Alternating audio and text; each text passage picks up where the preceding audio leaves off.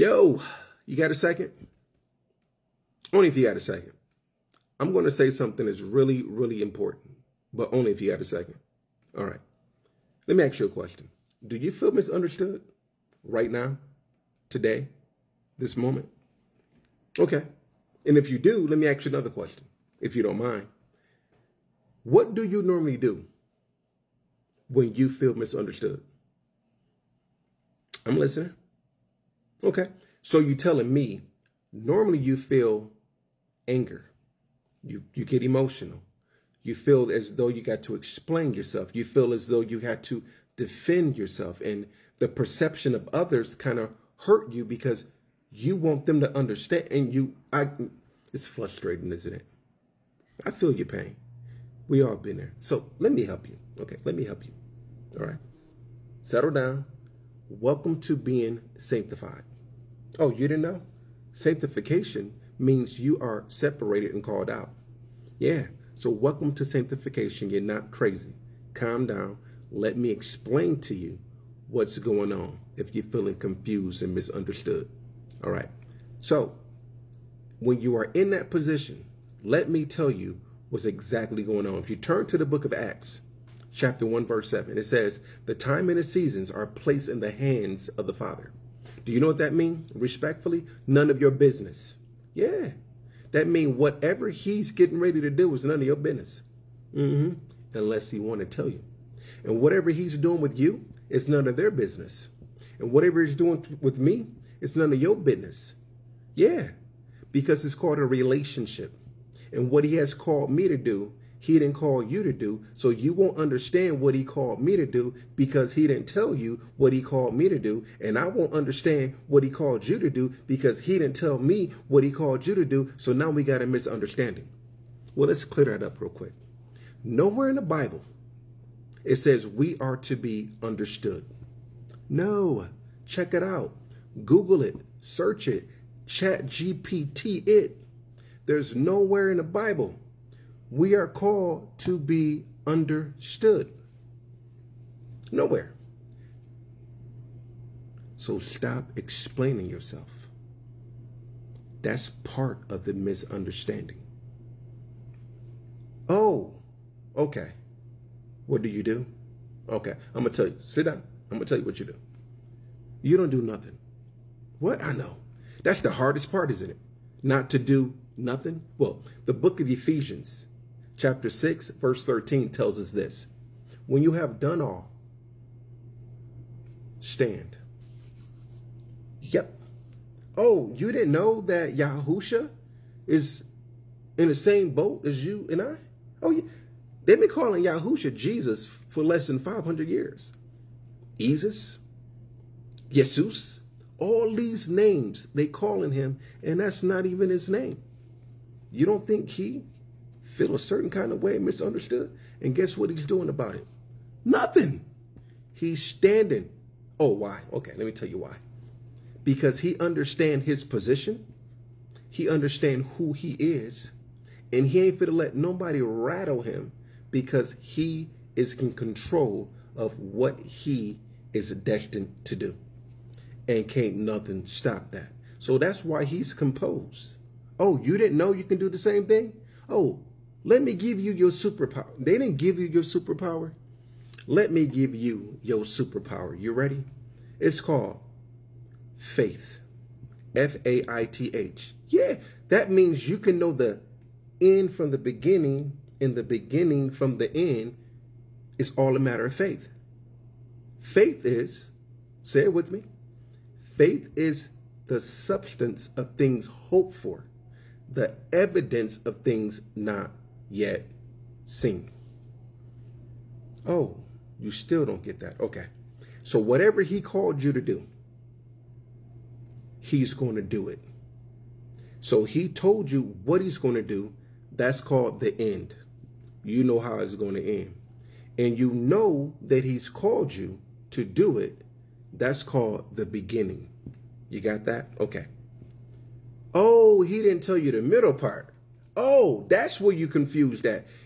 He told you the beginning, and he told you the end, and he told you the end, and he told you the beginning, but he didn't tell you how he was going to do it.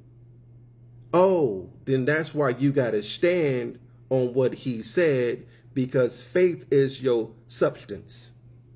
What he said. The evidence of things hoped for. So your action in what he said is the evidence that you believe what he said he was going to do. He was going to do it. But the problem is, he didn't tell your mother, your brother, your sister, your cousin, your uncles, or your coworkers. And they the one that got you perplexed. They the one that got you confused because he didn't tell him. Let's go back to the book of Acts, chapter 1, verse 7. It says what? The time and the seasons are placed in whose hand? The Father's hands. It's none of their business. Oh, then why are you talking? Why are you talking if it's not? Did he tell you to tell them? Okay, then tell them. Oh, he didn't tell you to tell him, and you running your mouth. Oh, so you all discombobulated because you open up your mouth trying to explain something they don't understand, and now you confused because now they confusing you because you don't understand, but you thought he said it, and now you don't think he said it, and now you doubt him, and you all wired up, huh? Misunderstood, frustrated. I get it. Oh, you don't think I get it? Let me tell you a little story about me. Do you know, before I came to TikTok, I talked about eternal salvation, the flat earth, the cross being the image of the beast, Jesus being the anti-Messiah, and the name of the devil? Do you know they looked at me crazy and they thought it was crazy? Yeah, they sure did. They didn't understand me, but guess what? I knew the end from the beginning, and I got a book out of it. Yeah, he gave me a book out of it, and the book is doing well. In this book, you get all that information. So guess what I had to do to get this book? I had to stand. Was it easy? No, it wasn't easy.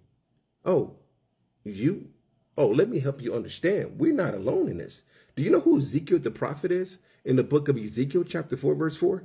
Do you know Ezekiel was told to lay on his left side for 390 days?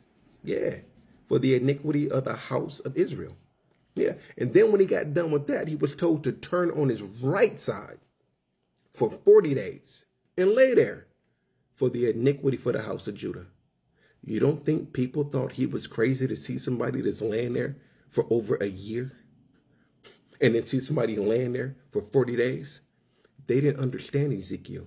It was none of their business. Oh, do you know who John the Baptist is? I want you to picture a camel. You got a picture of a camel in your head? Great. Do you know John the Baptist wore camel's hair? And he ate wild locusts and honey? And he walked around screaming, repent? That's like Kanye West crazy. You feel me? But guess what? It wasn't for nobody to understand what John the Baptist and Ezekiel was called to do. It was their task given to them by the Father to do it, and they did it, and it prospered. So if you're feeling misunderstood, stop opening your mouth and stand. Stop seeking validation. Stop trying to justify you. Let him justify you. Let him show you and everybody around you what he's called you to do. You don't want to do it? Well, guess what? I don't care if you're 80 years old in kindergarten, in the kingdom of the Father, you will stay there until you learn this lesson.